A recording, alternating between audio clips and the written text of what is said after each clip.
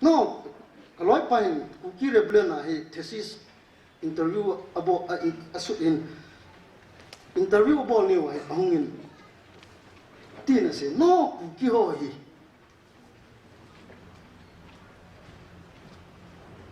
nam zahat langa ki pan win.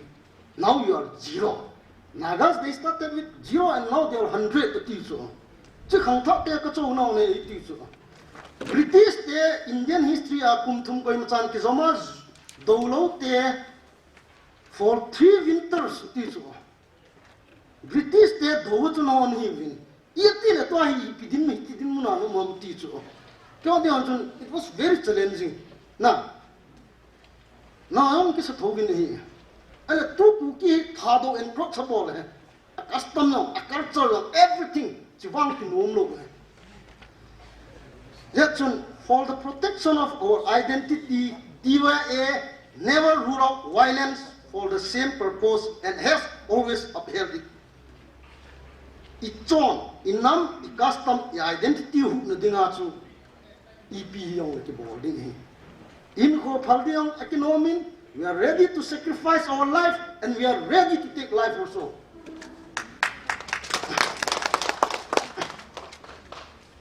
A quote TYA is under the firm conviction that for the regeneration, progress, and upward mobility of the Thadou society, a conducive and an affordable education is necessary. Equal trust has been given in this field. Education is society hantu. So student organization akihilo wang hin kasay hildam wang student organization o hin student activity sa boy people we Manipur hin chitren hatumi Shillong Delhi Calcutta sumnei ho achi win sumnei chate hi achi the win theme yong le institution pha hung ki product chu advantage ni le ka ta Apama Chizolo, Presidency College Dunga Kaya Anikho Kichai Kamta Society. In society Kanto Nading upward mobility. Ading education sector hi private pin. Student organization Kailo Wang, Nasakan Kaja Hokwe. Eto Legacy Sang and Kakito. Hokasa. Delhi Ching I point. Calcutta Ching I point. Shillong Ching I point. Why don't we bring Shillong here itself? Kachi do it. Damn college name. Aphat dan kahe. Also pata name. A society here no to get ta so. A then hitsi college aphat le society on ki shape no di koi mata ni mu no so. Presidency college on ki shape pa ma. As the existing secondary school song na. Ya kyo hin. Le kasimi to hin song group to bang ke tawin. Foreigner omno le mi kala diu heti ZNU Nehu DU Mizoram University Manipur University wang kato phawe apan bana ka bol diu he ya to le khaten no sei pa ka ko chu na tong khom te ka ti aje chu aphat wang sei wang ka sei ngam pu ye ka chapang ko ma hi ni khat le bond service kumni na het na ma na tu de Chikachi Pino. Like also I have come to intellectually Kavitle. Kanoisi Evankatipon, I'm not satisfied. Is it true? Education sector here, nothing private detail that he divine Akidin, Siokichi Pino. Is it him? SSC coaching center long he Thadou ho la hi hon ngai tai kawang bowling to a being can sungai MSc physics can win MSc mathematics can win MSc chemistry can win if sphere TYA lam kai think set kai we Aphat on kala be do MCA MBA engineer on can win MBBS on can win tai long kala be do still tai kyon kala no me MCS IAS हो गया है member class हो गया है इप्से नंतर society है मिलो से contribute इवॉल्व होगा ये थी again थे no boarding ahow no boarding nam go no boarding hầu na tông yang abol ding ni ko tha kilo pano abol ding la society chi khom te ki khang to we ti aki tak san ni aban in sports Thadou te instinct wa in football team win bol pe do ki dang ta me le te instinct football a team po win ngar to wa team we tol khalo pe la to li ki dang ta instinct ki ti ye football se ka ti po ye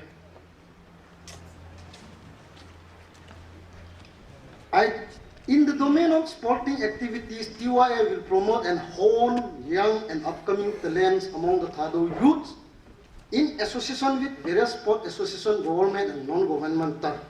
social organizations and benign benefactors. Equal importance is also given to other disciplines which are compatible to our physique. Ita sa to kito sports yang ay. Ita sa to kito sports. Volleyball chu aw ding awang chu international run lo de ti chu nyek nom kinek daw te ita sam tu ko e kata sani halka archery halka ti chu bow and arrow na archery mai pung kap ti te pistol kap steng le boxing su e ho hin ki promote le talent ne hom ka ti chu inai we ti no mo ki no min he awai imu lo se ti kina te hiwe ting lo training sang ta ne on po mi ting lo ta ki ka ko ma chan pha ki lo chu ki dang ta su mi ho training sang ta ta la chu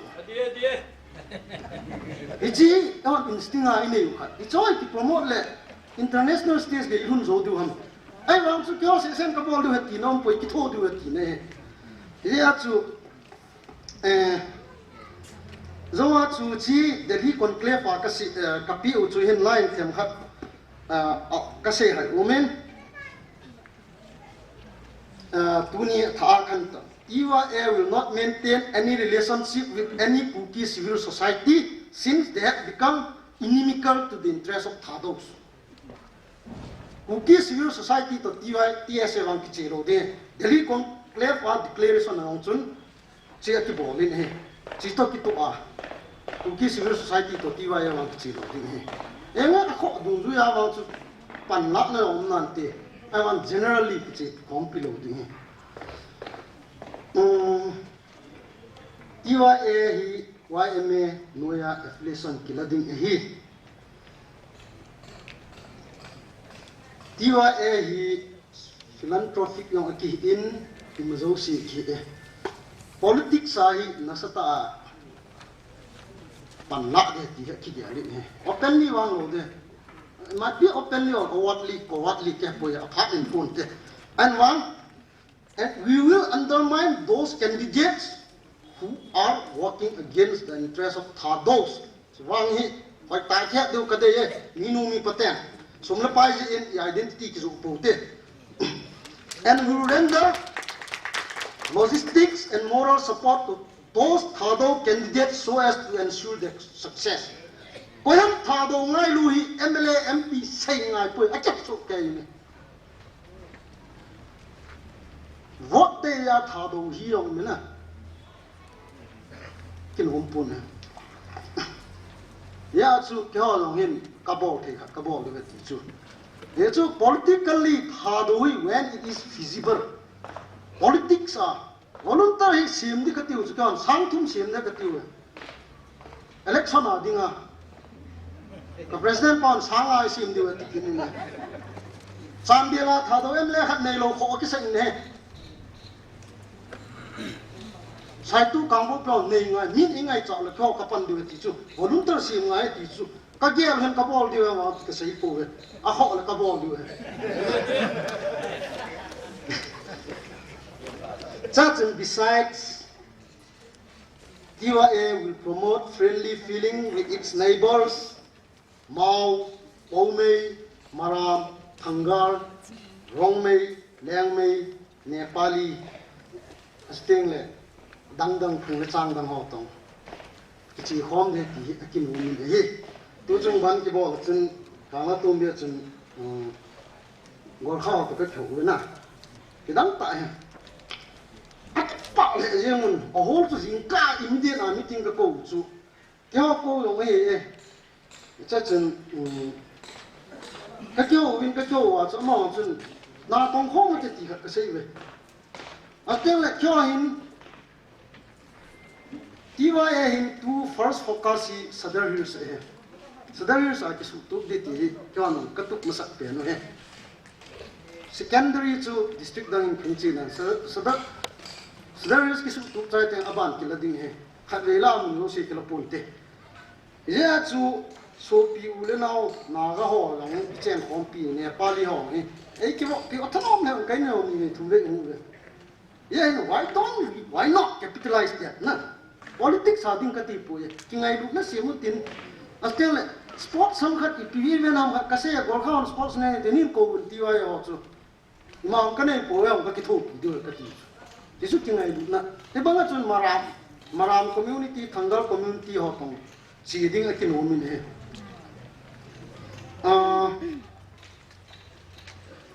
China in TYA in कोई organization ही जोंले चुंगिले नोइले थादो गेन साना तोंचु किकिदिन ते फीडिंग हे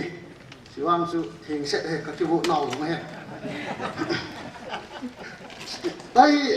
appeal खकरा ने जी press online off record दे press online जी record ही loading है जी first क्यों appeal खकने नोम है Why me tete ki mutodinga hi November lo January la kachi ding mohin akichi ngale lo pite kichi no me chang hi panpi na ki ngai chan tha do ngai lu tu chunga nu chong bem to banga lung len ni uma anam ngai lu apuna thei uma le welcome ki bolin he registration ki pol lo hi government register ki bolo ho mama jing in pe nam te le delhi dunga minister ho hi lampi khat kisi no min he detail ki lut ponte ya chu registration hi 40,000 ho lu de ti ri zong hi ngai cha na kine ye mp te tele zenju nehu delhi university mizoram university pune university a hi nasata Manipur University katuk bangwa ko kabol ding hen isa chu suggestion ka diwe steng le pu soson le pu thang boy le piniam cha ko ma ka sei nom kha chu pu thang boy chanu hi TYA member ading a hi kana sei pe we steng le pu soson cha te ang hi member a kha kala nom we ne chi chu phang na pon chi individual hi sa tau te chi chu pan kala khom mum na ye chu ma ma nen gal pin ka ti ve steng a chai na hi tot ne ngam ki sein tin nei lai student organization ho aboi phale thal ki choi ri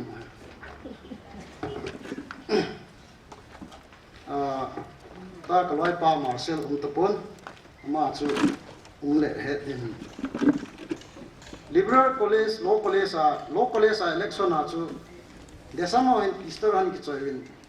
ke ho chu MSF kai ko lo ho chu hai mang win ek khat han choin a chai chai ne SP khat ngin na thang choi ong khaso ka nin so win ti chu TYA hi ngai cha om phat le no ko ma hi kan tu nan thei lo du he pa he TYA toilet tu hoin se pita win mi video si head team vai chi alon him thei dia pan ila so ke diu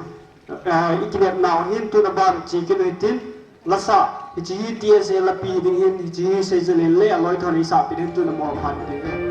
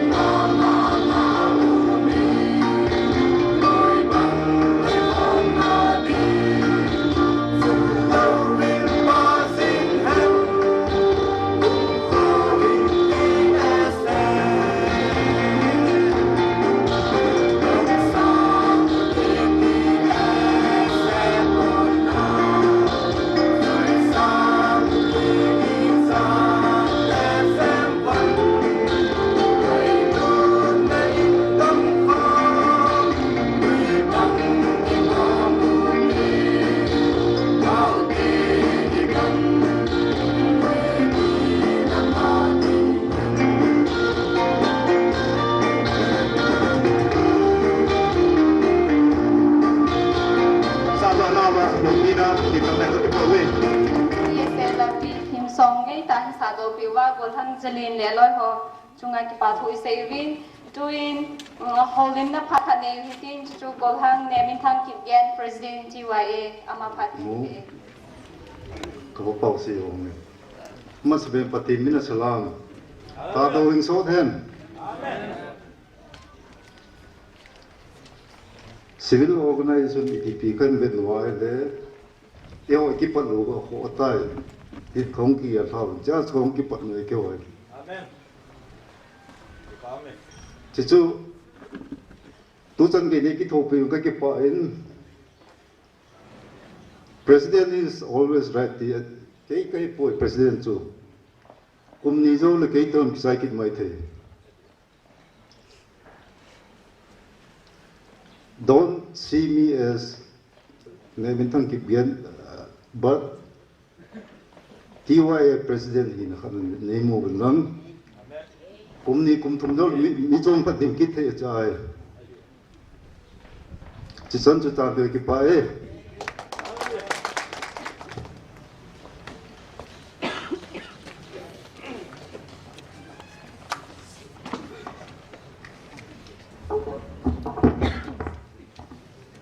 มาสเปนิน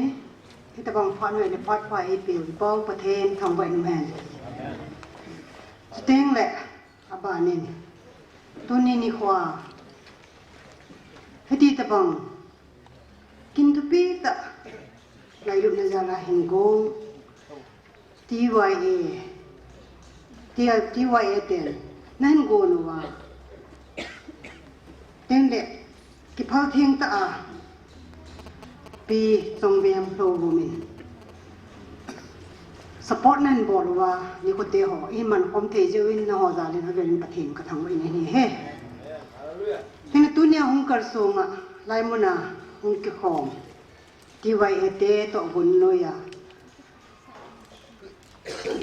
ถ้าดูคนเคลมมาหงปังอะถ้าดูคนเคลมเดลีอะไว้ดุนนาหงกิโกงอะตัวเนี้ยไล่มันเอาหงเจ้าถ้าดูอินปีโป้หินถ้าตึงแหละ executive member หัวหินตึงแหละน้ำลำไก่หัวหินที่ตึงแหละอาทางหินอ่ะเฮ้ยเจ้เขาปีสุงาเขาสอนให้เป็นน้าหัวจานเองสลามกันบอลหินเฮ้กี่ปามเลยจริงเองถ้าดูทูหินี่ไม่ใช่ใจยองนะกังไงลุอินอาเจจูอินเนวว่าปนาฮีกูกี้ตินกันนักเหตุผลฮีนี่ถ้าดูตินกับปูเตะเสติงเนี่ยไลมุนที่จะเอาสับปูปูลุนเนี่ยเนี่ยผลิตจากกันเองอันนั้นเจจีอินถ้าดูทั่วโฉลนี่กลุ่มนี้ก็หิไลด้านเนี่ยจิตหูฮีอีลุงที่มาตัวน้องเห็นติงเนี่ยทีวีเต็นคอนเฟรนซ์อาบอลว่ากันเนี่ยว่ากันนะจ๊ะหมดลงไงก็สมิลที่ปนเห็นเนี่ยถ้าดู identity ถ้าดูก็กี่ด้านนั้นจ้ะขัดส่วนดังขัดสิพี่ฮะไม่ตีอะไรเลยทุกส่วนละส่วนละบอลมาเลยถ้าดูโปรแกรมงานปุ่งงามาใครก็เรดิโออันนี้กินในโจจีปนินหาสมดันจ้ะเนี่ยเด็กน้องนี่กินเลี้ยงดูจีนี่เนี่ยคุกกี้โปรแกรมติดนี่แค่ปนถ้าดูโปรแกรมติดนี่แค่ทุกจงถ้าดูคนเคลปมันจะบอกเล่นแกยังก็จะโน่กัวจีเห็นเห็นโน่เนี่ยมันจะมูปีเต้แต่ยังตีนป้าตัวก็จีนมันนี่ปุ่นบ่าวนี่ก็ท้องพันเนี่ยให้เลยคนเคลปบอลลำไก่ห่อเฮ้ก็มันนี่ปุ่นบ่าวนี่จะนี่เดี๋ยวรู้นี่เป็นโซเวเนียนของหันเทียตีเลยฉันต้องมารับไม่จน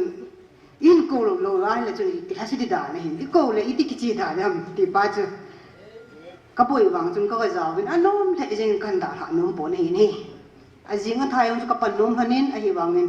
โมปนะอินหลังอันนี้กี่เจจนโปรแกรมมิติหัวเจจนอันนู้นมันกระจายที่ฮันปนยังอันนับด่านพอจูก็กันมุอินอีกเลยความว่าอปุนาทางถ้าจำตั้มตะเฮ ine uvin chi in pathin ka thangwa kin in hi ne tena tu a TY Thadou TYA ideology hin simda hen hukai sing general secretary in han seya atuk mo ho jo hoi ta an mo so wa hele iti revive hi da dam chi pa jo kenong challenge kan bol kin in hin he ipan khom di wa hi in lo pi ta ne hutin sab le lian hi jong da I try mo manana ki chai hi hin he I try me revive ball di tu a chapang ne ho kun ka chanu je ne na do hi hano I ho hi Thadou hi hong ku ki hi hom na ti aneu lai hin ke hoi tan ka hi che ne che hi ku ki hi nomenclature nation min no hin Thadou wang chu tribal hi win I hi nong chu Thadou tribe hi we ka ti na ma tribal certificate hoyong submit angain cha chu chu chi chung thwa chu hin do hi ni tribe certificate hin I ta bang ham tribe certificate atia kampo pe ko na ko tribe certificate kala in ni ka ngan si na hong hun pha na chu athu sim chu het lo ye chun ke nyang them kat pi kan sei pen chi chu hi chu ten tu ma sang yep chun hai pi hin ku ki khop pi ti we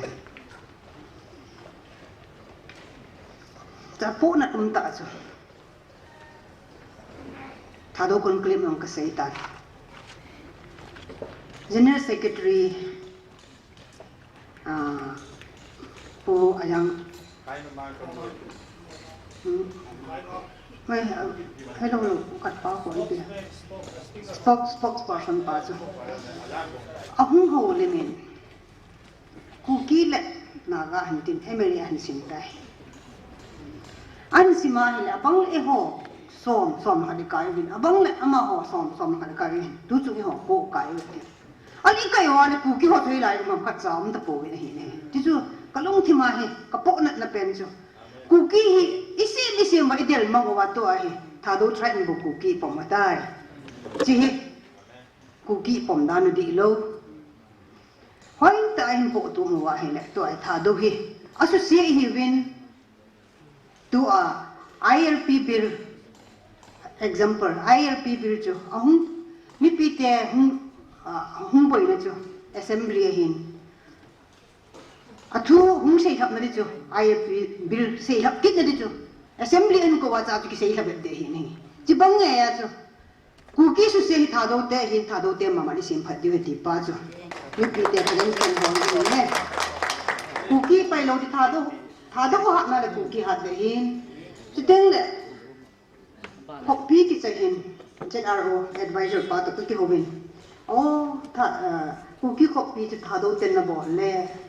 pai te yo hong in tin ma yo hong in tin zo yo hong in tin wai piang hong ki kim liu zo ti ata ta na sem pa ka ti le hinge hi dam ipi ipu hanga pa na Thadou nong ki ju hi dam ti le ipu I dan hi ipi ham ti pa zo chapang cha ki hi wa ngen kalong tu ma chun kalong ka ha ka mi na hin ne democracy ki ti jo atam lai chana chu democracy chu ha ne yo Thadou speaking se sen ku ki pang wa na zo mi te ko atu ma hung ki po wa ne ku gi hi mang dinga o mai ta ne aji chu British then recognize in the ball now chu ku ki hin a tribe ni na chu Thadou wa recognize bol hung ki ro comfort le ku ki nomenclature chu ku ki ini sem tu hin ku ki tribe so ta wen si wang se ta hin tu a khang mai cha pang hon mai thar dop de ti chu tin yong ka dom ngak che ne hin ni mai kai wang ka ngai ga la ka se ge dom ni ka ti ai boy ka lung chang chu ipiding a identity ka chu ki sumang go aham chiwang pathe yong lom pon tin to ai tu chung thirung ki go mo ai ka ven hi le pathe nin ki sem phata win ti a hi to gon thil go na le hi te tin ka ki la in I taw na wa yong pathen ko ma ki ngai tin Thadou te thil su te hin pathen ko mi be lo wa isu se nam te hi I pai no nam te hi tribe da ho hi I ki pui ru wa pu ki a I din kom the ding win pan mun ha ki chang che win ya hon yong pan mun lau te ti hi kan tim nom na hin til aban ki na ka sei nom che hi le tu a ti wa e ho hi có quarter là không gì cái hồ gì là cái đấy lưu cho kịp long giờ lại hình TSA họ không cái hồ có mà là anh nó gì đàn không anh gì chứ mà hòn anh dùng nó sẽ bồn anh bắt thùng nó sẽ bồn chỉ nó thêm nó này mà nó vào anh đây thì anh bùi vô này bồn research scholar cái gì anh bỏ em vào university anh chỉ là thêm tiền không cái loại không vào anh nắm anh bộ nó vào anh try anh bộ nó bao hi bắt thêm nên kita bang lấy khách thêm ngay lúc anh bị bao giờ hi cái lúc thì mình bắt thêm anh về mình cái thằng vợ kiện này hin he tu chung pu heri om lo ba cho kan sei do nom khat cho apo na dan cho hai pi cho cookie ti le ama pom dan wang cha chom be ki ne hin ita ui cha hi wa ita cookie ti a se a le chun cookie chu lut the lo ki je ne Adam lo ka het pha nin ke yong ka po do ding ye chun foreign tour ka che ding ye chun ka na win ko man he po hi a sei dan na serious tam thim ta ta cookie te kok bol na conference bol ni a jing thai chu ka che he po nang lai no min na dam hian lang nang pa na no lim dham ka ti le nang la ka mo pon chi khan se ka ti ipin se ya te ka se ne de to a cookie in pin ti win organized bol hi Thadou speaking yang se ne wen emile na tiu le ko som ka dang ne ki ti wen ahung ho hi ni le thum bo Thadou speaking ho bo na ko mar pa ya chi tam wai ti pa ya chi tam sim ti pa ya chi tam pai ti pa ya chi tam hat cha pang no pi la na ko lo wa la ka ngai la lo di he ka ti ne le no sei ma hino ite ipise ki sa ne ya na identity ju na ki cha na sei ngam lo la ki chi do tan ka ti le naman ja as sunga na pute ni na invent nui thanin te ati ati Thadou ngai lu dan ju te nyong che bang ngai ya ju I hi now to TYS junior secretary pun sei bang ngai ya ju I hi na hi TP ngai ni ne thi ge ti ju hung pan da pai san ki ju do po te tiong cha di na hi ne ya identity pai sai jo do le I thai u cha mang dinga no me amang ta bang he dan he to a hi ai wang pathe na nom pon to hi revive ei bol hin chapang khang ta le ka the mai pe wen da hi chu lung leo ta pon te ho holim te ho hung nai ki leo chun tu ni hi ma cha lo hi ne hano dan jo to hi aban ban hung holim wen tin aban na he Thadou cultural copy ho hung ki bol ki de hi cha hi e culture ro I pon ve ho I kham ta ho ku ki pon ki ta ni Thadou pon ve hi I sai pi ku hong ku ki ki ta ni ji hi tribe the one ngai nom lo now ai vet nom lo now jong cho hi I Thadou pon ho ku ki pon tin nen chang I try mu su mit ding tho pa ding ku kya chi do di ti wa hi le pathi anom pon hi ne ye chun inam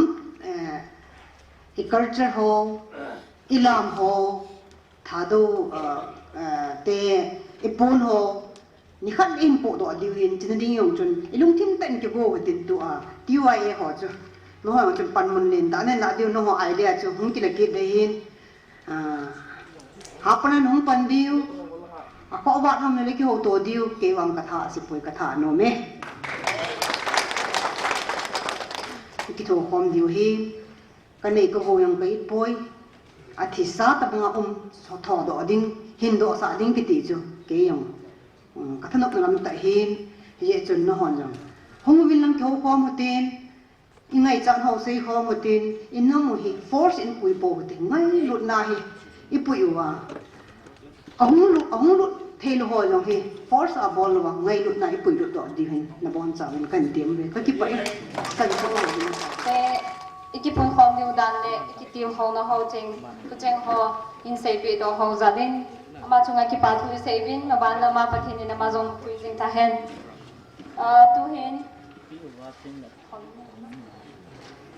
tu hin holim na khan le ki do hitin hi chu Thadou in pi in la pe diu he tu in aki go pen chu phat ka hen pe ta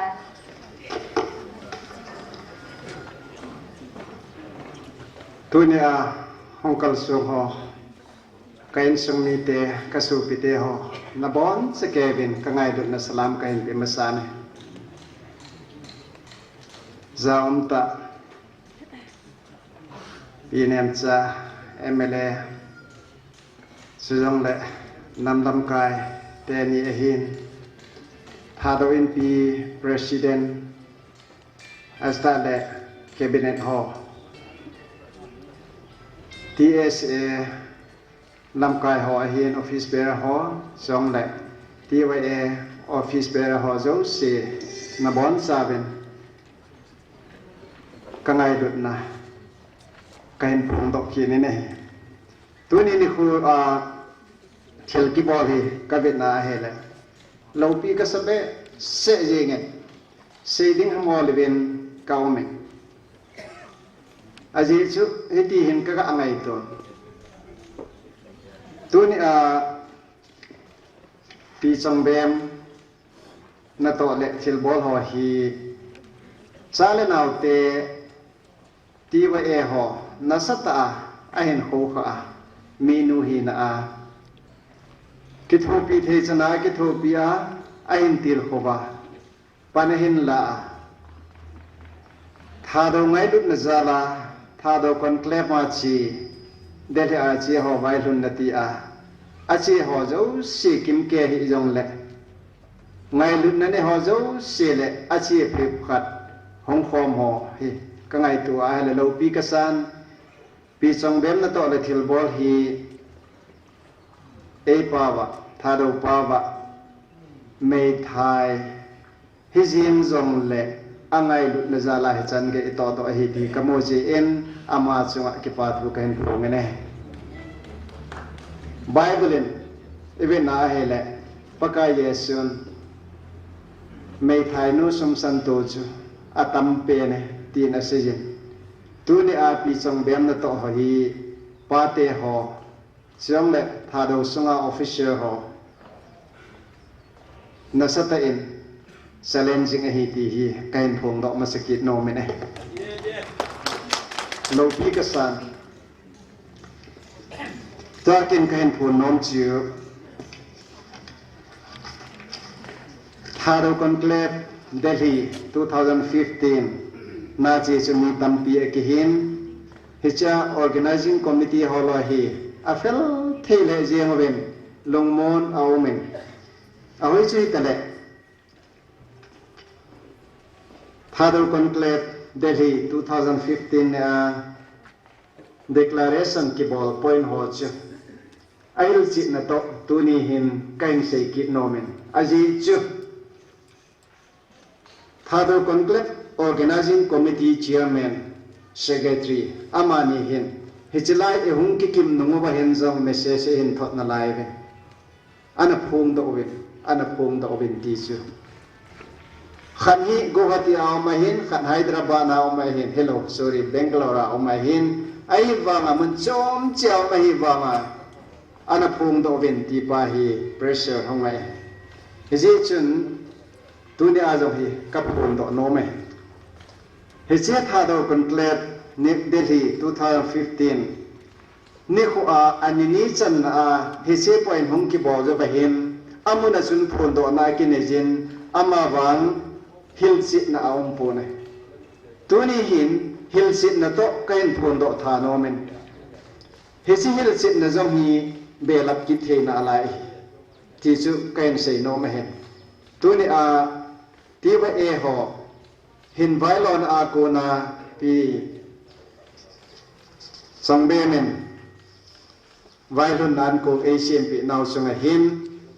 อิเชียนนาวอิตูลปิวว่าเห็นพูนโดดิ้งฮีเดียมกัสเลเจียงกันเฮเซก็เห็นซิมดิ้งเห็นอาบานบานินเห็นเสียงกันเต Thadou Conclave Delhi 2015 organized by Thadou Conclave Organizing Committee TCOC Justification and clarification on the declaration the 25th September 2015 New Delhiฮิจิจุตุนีอาเวลาเกินพงโดดิ้งเฮทุกคนขันนาThadou Tribe Council TTC ฮีThadou NPTดิ้งอหิตาย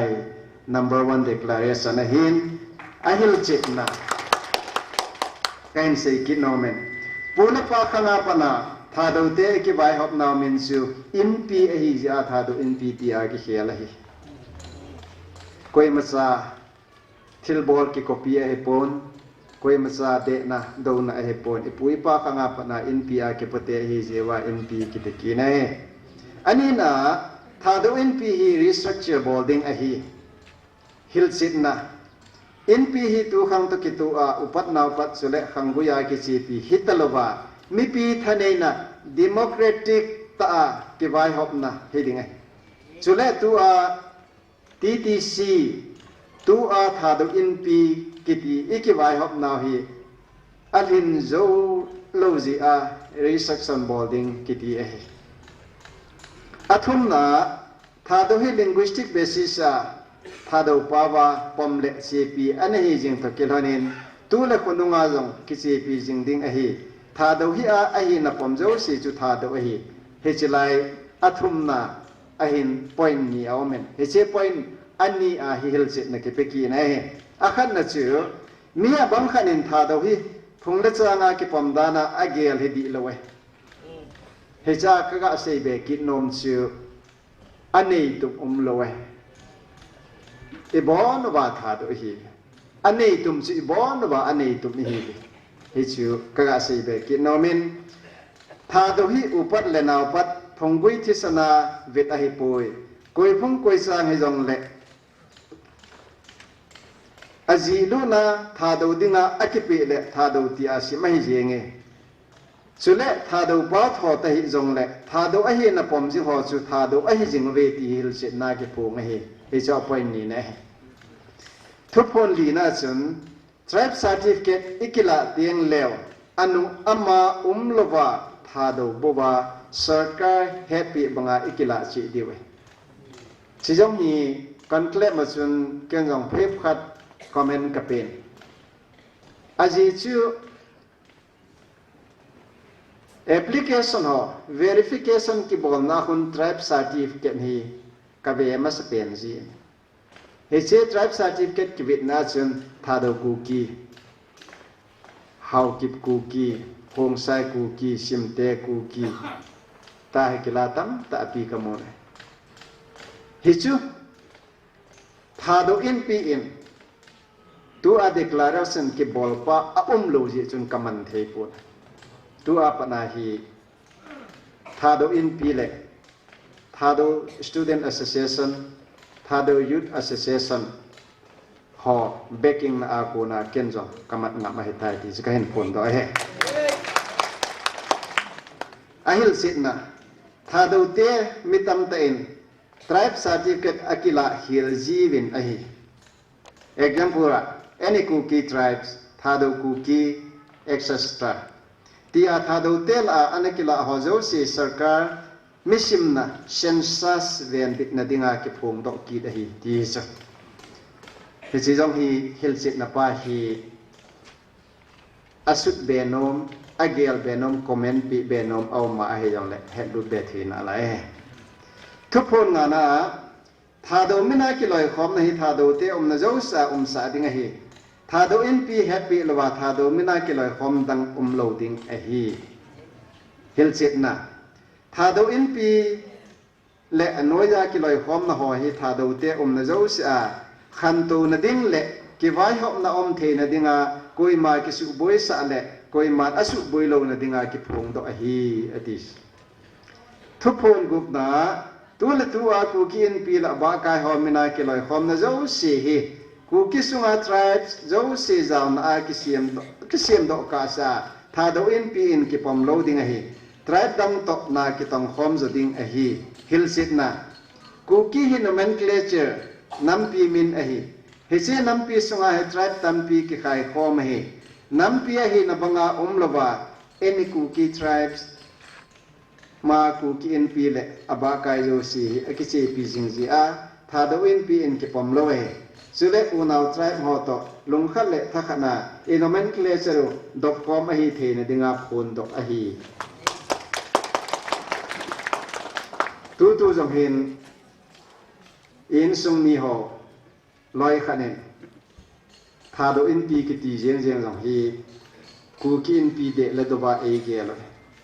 Thadou dop sanding ki ti hi ku ki de a e ge lo ai lai ho pom dan chu ku ki phonetic loi khan hin ku ki ha tu ba la tu neo che riang ben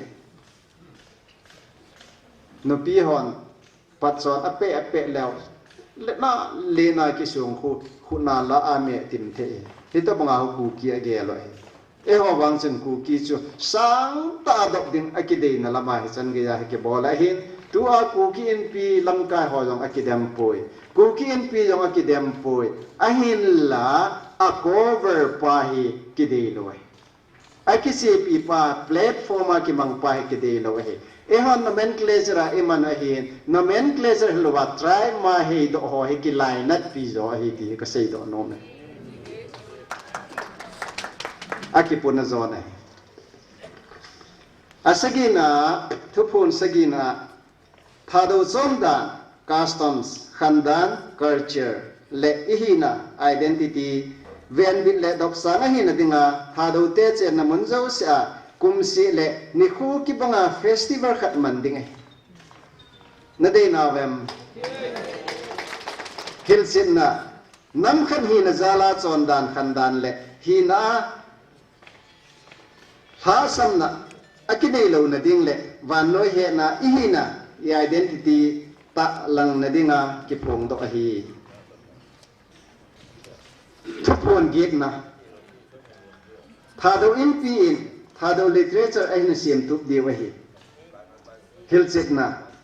Thadou literature sim hoi be cha om na dinga phun do hi hi chi sim hoi be che na ding ki ti hi kalbi tam ta pi inei na la ye ve hi chai hin detail and explain hilchit na ke pi yong le I have su ke deu ka ging san isuki in sei sa pung ka te phun do ko na Thadou ga centenary 1917 2017 manding ahi hilchit na ibola ki mango ham hilchit na no jehen aki kwajen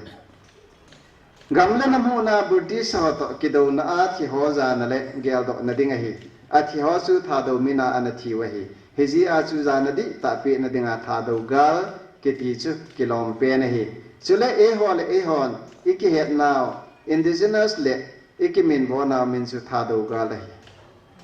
chi a chu manding ke ti thupon do som na Thadou tribe hi community development society nei ding ahi hilsit na Thadou nam hi I malam zawus a hat do nale vet zui theya aki umlozi a khanto nale mazal na dinga to gun ne ya zui ding phun do a hi hichu asom na a hi hicha hin thil I ma hozaw se hi aki ven hicha aki bit na ko na hin point tam ta api akila Thadou Conclave Delhi achun kisun pium ta milui ho Thadou officer song le TSA founder pusi dongel ho jong ahong oven holim na ane joven milun za ta ho jong aholim oven song le hisa hin seminar time in paper present bor mi izan ham jong omen officer in a ho tam ta pi hong ben hi che hon paper present ahin bol na ba ko na chu ki hin da ko ma hi che point som ho hi ki hin thang do ai adang jong tam ta pi umai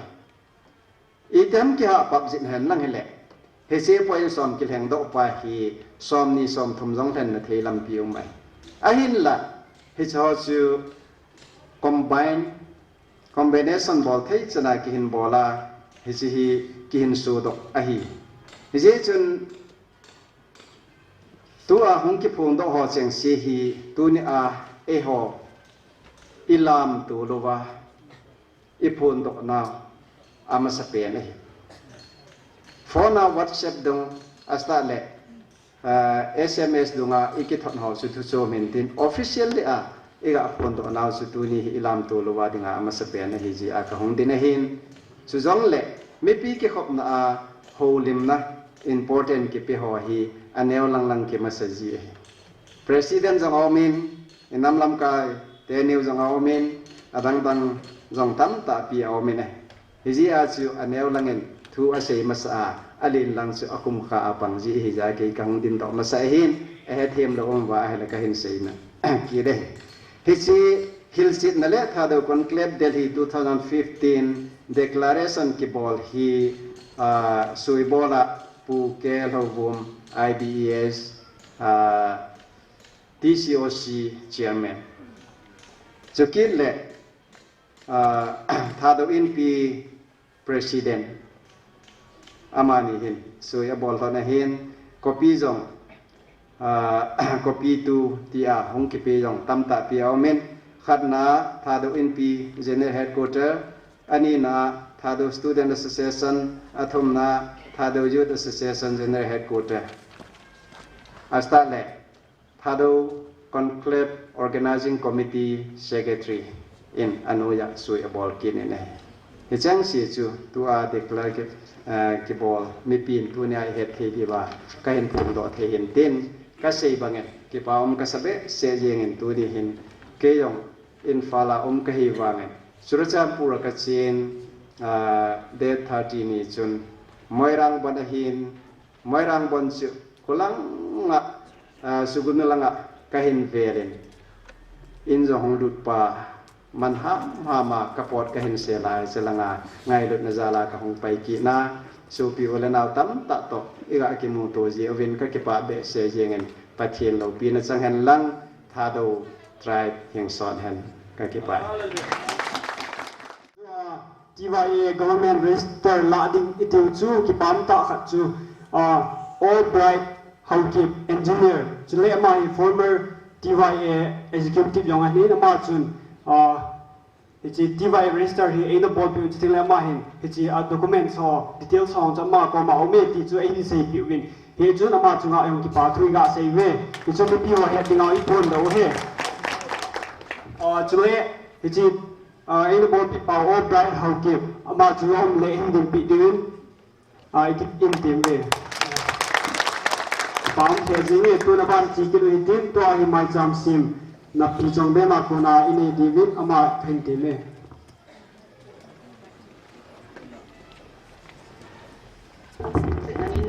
de in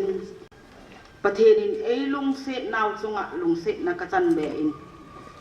kalang be zo nung sanga in sunga mi pa ka chapan ei da ha zo nung sanga jong hilai mu na milo bida ta hi je try ma len ta le hatta ta hausa upa in pi ho na bon chawa ni hong hat pi zewin na chung chewa ka ki pa na ka hin phong in he thu hi sei ding hi tam ta ka nei a hin la phat a khom tho ta zein ke man thu tam ta hi sei do ta pong ka ting sei tam sanga na to a nei mu sa ka i vet sa tho ding lo chu ka hin dei tan he de thi conclave thu hi ka za ji la ka tha nom be se jengin ke jong hi ka pe na pa na kanun e na hil na chu Thadou chanu na hi ti bo chu ka he na he tapin ana thu se ya chun Thadou te chu leng ana hi e atin happy hoila ya leng ham ka ti jong he ki pon leng changa hi atin na he aban jong ka su to thei pon he hi ji ma ba na jong chun hi ti chun ana ki che in pathen in ei lung se nin Thadou nu me ya dinga von ei na nei sa pau ei na nei sa zat bon zat nam midang zat in wang aki hol thu hin Thadou te dinga sa thil hitabang pathenin ipu ko na ei na mu sa tu ne ya ikibon the na lai zo win jong averin ka ki pa in he katem nom na chu minu ten cha ten ahilowa ale chapaten chanuten nahi naw hi ibola iza cha pi diu ham tuni nunga tam cha in rong apun ki bon nom lo wa western mi hi po bin he bon hoi lo ta ibon ta je win thil tam ta su se ne he hi ji hi nu te hon no icha te wi phat ta iki hil diu he thi na alo la ka na bon ding jong ine zo hi midang wang tu aki sem thu hi e hon wang sa chu ibola ibon ho iza cha pi diu ham pathenin Thadou nu me ya e na ko ya ถ้าดูนุปีอาปมฮิเกวังก็จะหิเบเจงินเฮตีก็โซปีฮอละก็พนโนมินเฮตูจุงเดดิอาจุน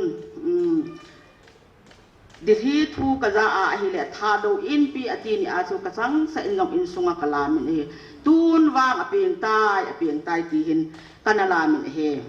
เตียงเละตีว่าฮอฮีอัตัมรอฮีเลขาเทมหินเลขาอินโดวินอันเซตาวินเลขาอิเทปวางินฮิจิเลขาเทปจูมิจิงอภิติโปยตินกันหินจีนเฮจีน่าจะพยายามโกนำประเทศนาโกนฮีอาจูจีน่าตาเบสประเทศเฮดิวงายินเฮลำกายกิติจูเวจุยงายินเฮคำนัทยานลอบเราดิวฮีติหินกันหินจีนดิฮีอาเจดิวยองจุนพัฒจานกหินไวทอินตาวนักหินในปีนไม้จำกหินในปีวินกหินทัดวินมิลาอิตินาโตวมิลาอิตินาดินวมตีกหินไงจินเฮตีหินอาจีโฮโกมาหินกันนัททุทอินเฮอินปีกิติจุกยhamนับป้าฮีนับป้าเฮดโลวานังนัจอนโลกเดฮีนับป้าเจดลังอานัตวิงนิงฮีหอยจำตีเอเซหอยจำตีว่านับป้าทุลวานังมานัจอนโลกเดฮีตีหินสุงขัดเป็นสปานีเวตีหินกันนะฮิลินเฮตูนินอามาฮอนลงไอเซนาวินอามาฮอจุงลงกักิปายนะเฮฮิเจสุนทีว่าอโจบะฮิปอยทีเอเซอโจบะฮิปอยมิลเอานงกิพุนโลดิโอฮีทีเอเซโตดิงเอาเมทีว่าโตดิงเอาเมทีว่าทุอีบอนซาวินทีว่าฮิเวตีหินกันนะไวไทยนะเฮเนี่ยเกมันไม่ไทยที่ส่งนั่นอีมาจากกันในปอยตัวนี้อีมาจากกันในปอยหลังใบก็เฮไม่ไทยก็เฮก็ไวจะก็ที่ปุ่นฮีประเทศเฮานักกระทรวงินประเทศฮัดนักกระทรวงินกระทู้เตียงพงดิงสูปีฮิซักกันนี่แหละเดี๋ยวสุนก็ออลมอปูนเฮถ้าดูดิงาจูอีพีฮัมวิเซนดอเทอีพีฮัมกับบอลเทตีโออินถ้าดูจูอีป้อมจ่ายเงินเดียวเฮอินเนดีโอฮิปอยกระโซปิเตฮอซุมเลปายาติโจมังฮิอุนซุมเลปายานุเมยนอตีวังจุนซุมอามูฮีปุษาฮีนอตีฮีเตียงเลยซาเตตังตาอินทีนากันเองนูเตตังตามิลฮิโลนอินอีกำเลยเสร็จอามังดีได้เฮจุนปาเตฮอนอตีไอที่กูโลดีเฮดีอังกันเตียงนันโนมินเฮเฮจุนเกมันทูดัมปีทูยองกระเซเทบอยตัวสอนอินขังโตจิงเวนลังวังพัจิงเวนลังฮิจิวังพัดนาหำพัดนาเกมันกับโบเทโลจูประเทศนินโบเวนตินฮิจะอาดิเงินทุจังฮีเทมขันก็กิสุดดอยฮิจิเกมันเห็นเสียงคดีจิตินน้ำตินไหลโตแลนนาดิฮิโตลปีอะนาฮุงเปงเอทาดูอินปีนาวันใจเละไหลร้อนแจงโตจะลายซะนาทางเอนลำพานาวอยิงเด้งหุยแลนปงซุนนุนกะเลเมฮานุนฮางุนโลรังทางซาไดโจมปนเตซุงมังปาหังวังพัดนาหังวังพัดนานดุยจิงตาเห็นตัดจะป่าทาดงจะป่าจะลายทางริงเห็นตะกี้ป่าสันติการประเทศนาหัมพัดนาอิมุนาดีวินไม่จามา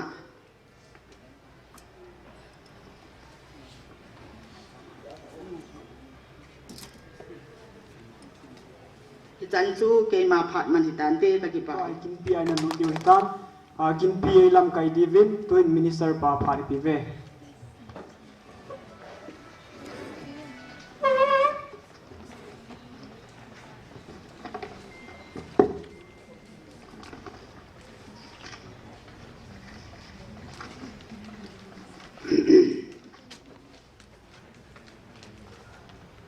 ขังทหาร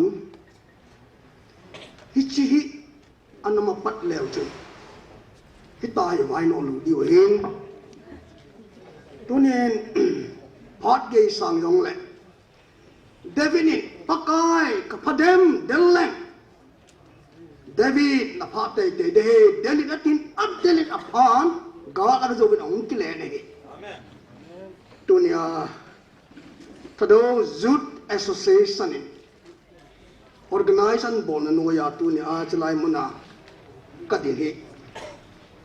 ke sang a chum khat le ka di a ye chu chi sak ye ni ka thiem be se bi yong le tu ni pathini nga taw nai nei ma sang men som cha khat pathin le ka ba pun pansan som sa ho in ka nei no me Bible chang kan sim da tai hi cheng thil ho zo se zo hin keiman ka ven a hi le nam tina kon phung tina kon pau tin tanga kon mi sim sem lo atama tam abang jenga ki bon lusuna ki soya pon bang jenga ki bona kel ngoi no ang le lol to na masanga adinu kamu na he thu phon bung sagi sang ko ven ka ngai lu ka in ko te ho